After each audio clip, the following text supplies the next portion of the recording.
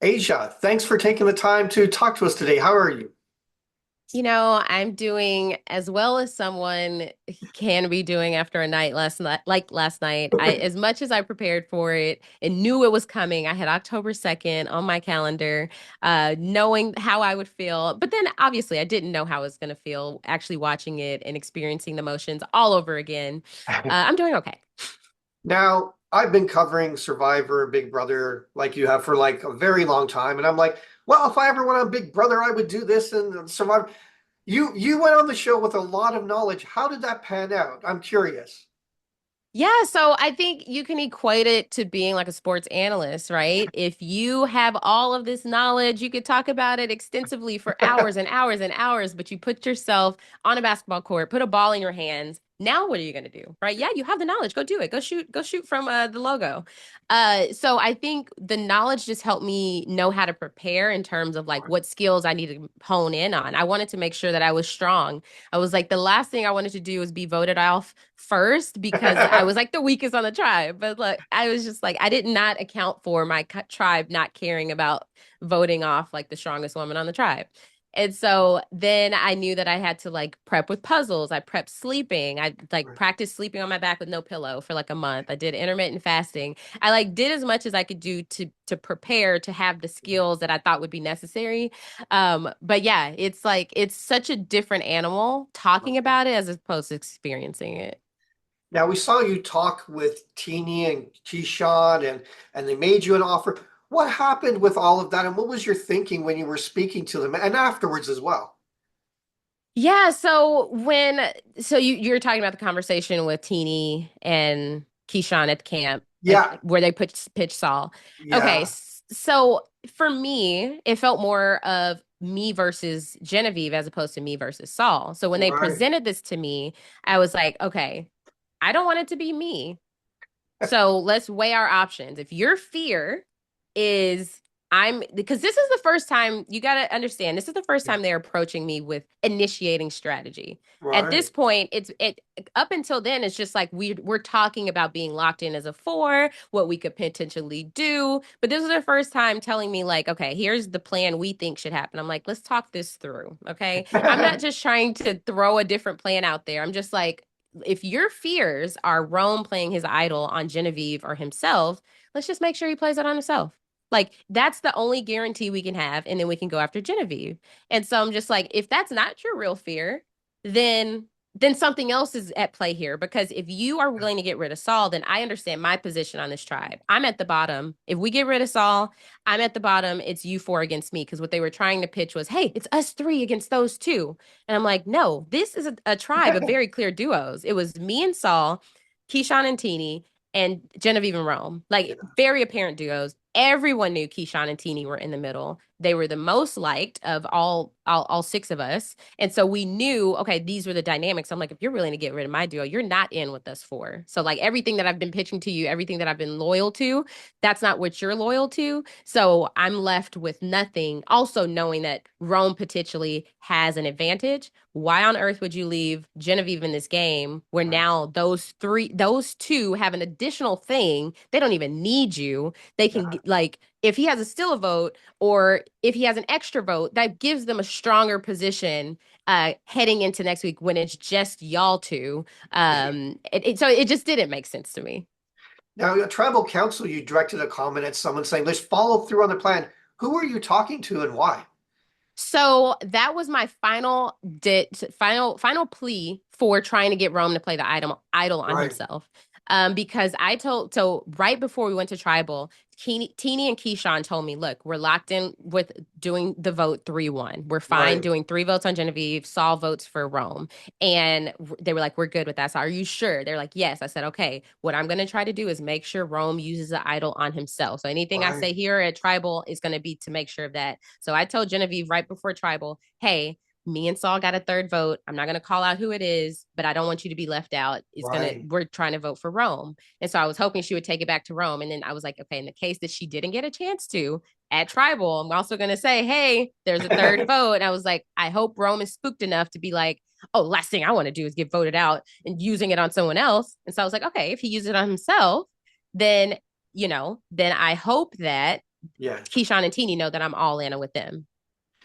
Now, tell us how hard it was to play on such a small tribe, because whenever you're in a bigger tribe, you could hide, there's you can have cover, but tell us how hard it was to play on such a small tribe.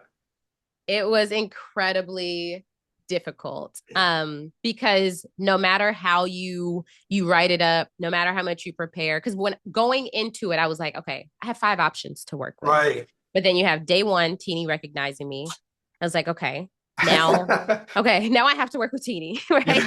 And so, and then you have Rome, who is completely uninterested in getting to know me. I'm like, how are we going to work together? We don't have any personal relationship. Like every Right. conversation with him was like an interview. He would never turn it back on me. I was like, okay, this guy is uninterested and I am spending unnecessary effort because literally every word you say out there feels like energy that you're expelling because you have Right. no energy otherwise. So I was like, Right. okay, can't work with Rome. But now at this point, I know Rome is close with Genevieve. Like the only time I ever hear Rome whisper is when he's talking to Genevieve.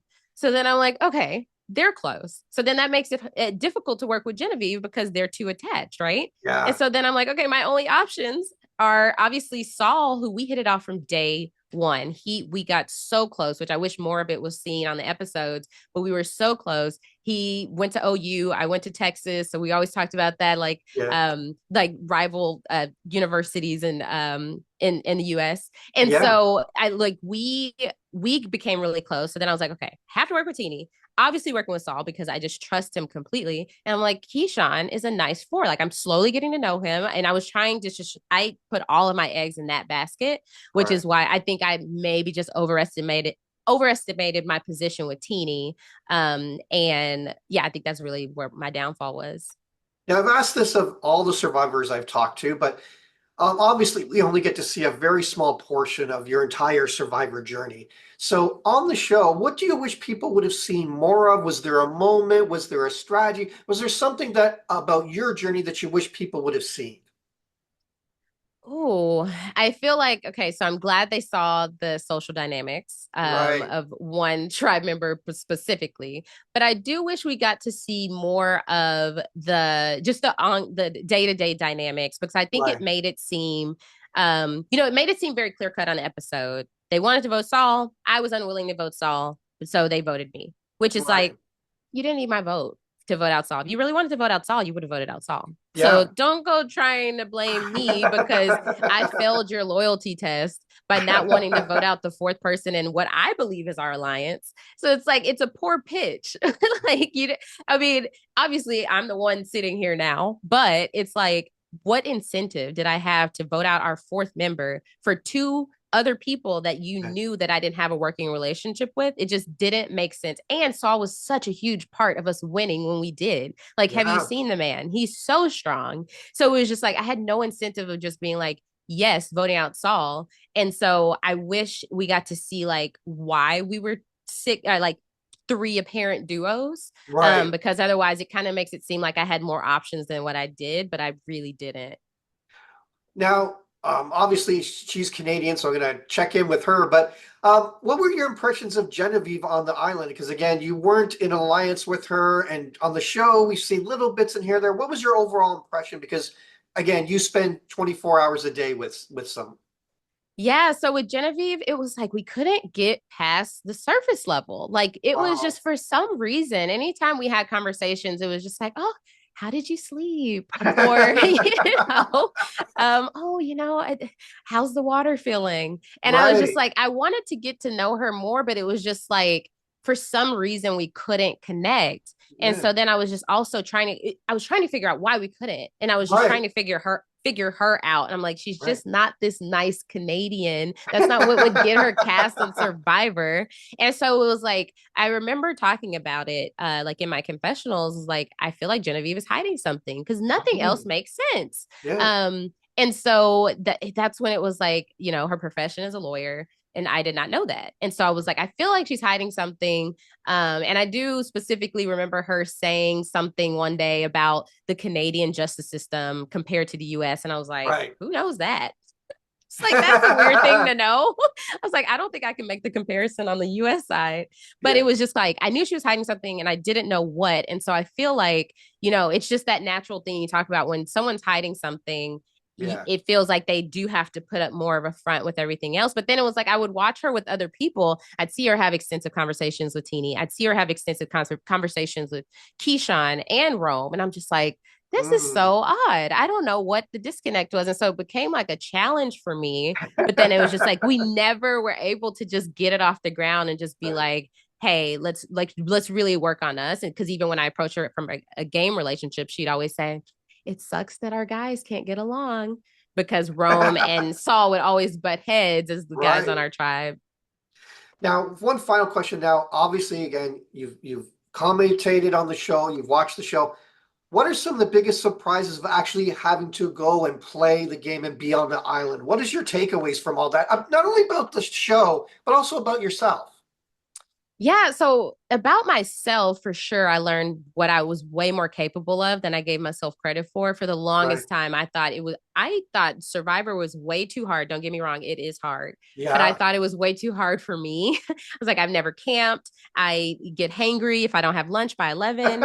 And so I felt like, oh my God, there's no way. But I think I finally got to a point in my life where I just have accomplished enough that I Yeah. was like content. I was like, okay, I can go after this. But the show itself is like, there's a lot of downtime, but then there isn't because it's like, Right. yeah, you want to talk about the game, but you also need to live life, right? You Right. need to go get firewood. You need to go make sure that you're finding enough coconut so we have breakfast, lunch, and dinner of coconut and coconut water. And so I think just trying to figure out that balance of when I'm going to talk game, when I'm going to Mm, just live life, yeah. get to know people personally, and then when the sun goes down, it is dark. Like it is so dark, and you're so exhausted. So I think you just it what I didn't think about before was how exhausted you'd be every day and how your cognitive ability would be impacted because you're just like you can't think because you're Right. you're not feeding your brain.